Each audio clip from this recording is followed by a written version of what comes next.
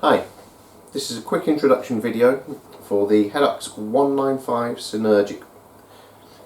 First and foremost, it's an IGBT based inverter, and so in terms of its weld comparison to a transformer, you will find it's much smoother, much more refined in terms of its setup, and it will go down in terms of its weld characteristic with a lot less spatter.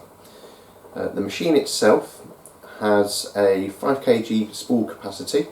If you were using aluminium, that would be a 2 kg spool, based on them being the same size spool diameter. It is supplied complete with a quick connect gas fitting on the back, so there is no risk of you ending up pulling a cylinder over if you're mid-moving the machine around. The plug that is included is a 16 amp European socket, or plug, sorry. If you would like a 13 amp plug for a domestic property, then that's fine, we can do that. We've got adapters, and that would be included. Likewise, if you would rather have a blue 16 amp plug, then we can put that on before it leaves us. The 3 meter earth lead is included, as is a 3 meter MB15 torch. The torches, if you did want to go to a longer torch or a more heavy duty torch such as the MB25 or 24, then we can do that as well, and it's, let's say, a marginal increase in the cost if you did want to go to a bigger torch.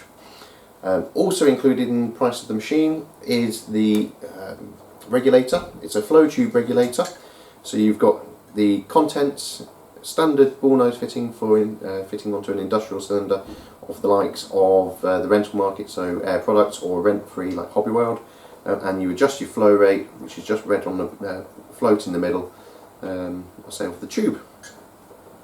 When it comes to setting the machine, on the inside panel we have a setup graph which is basically detailing your material thickness.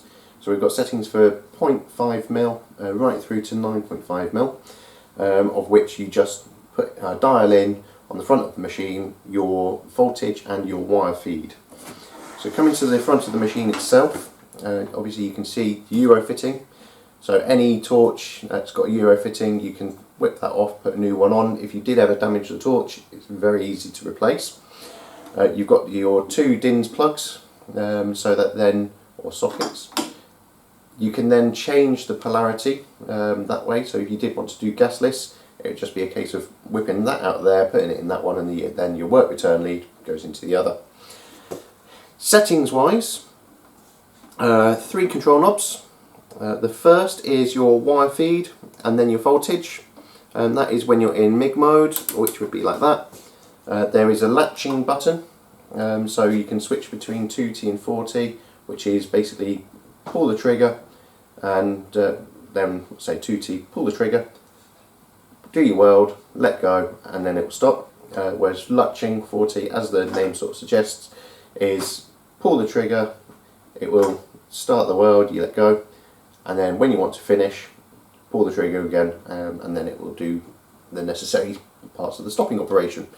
2 digital displays, and so if you are one for finding a good set of settings, you can record that down, you can dial it in every time you come back to doing that exact same bit of work. What else was there? I can't remember, but I'll edit it out. Ah, yes. The machine itself has some clever extra settings, which I will cover in a separate video. Basically secondary parameters, so you can control various different things with regards to its MIG settings, its TIG settings, and also its MMA settings. So if you would like to know more about the secondary parameters, then please watch the following video. Thank you.